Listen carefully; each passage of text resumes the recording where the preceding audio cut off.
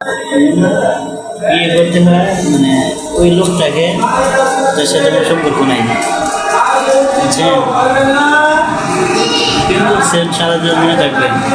আজকে আপনি বিয়ে করবেন, প্রচুর ঝগড়া হবে, হবে স্বাভাবিক।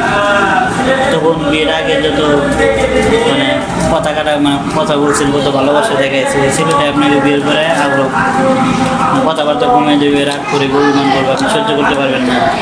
আর আপনার থেকে ভালোবাসে, ভালোবাসায় মানুষ দুঃখ দিলে মেনে নেওয়া যায় না, বুঝছেন?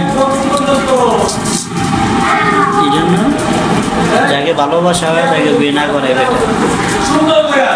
কবি হচ্ছে কি জানেন, যে তাকে তাকে বিয়ে করো যে তোমাকে ভালোবাসো, তুমি যাকে ভালোবাসো তাকে বিয়ে করো না। বিখ্যাত কবি বলছে।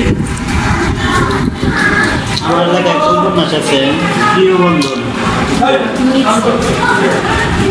আমার এলাকায় 11টা বই আছে।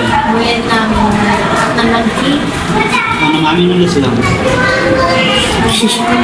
এই পাগলি এই যে এই বইটা, এই বইটা পড়ে দেখেন। আরেকটা বই আছে বৃষ্টি লেখা, বই কিনতে গেলে তো লেখকের নাম জিজ্ঞাসা। আমার নাম বলে হবে, সমস্যা নাই।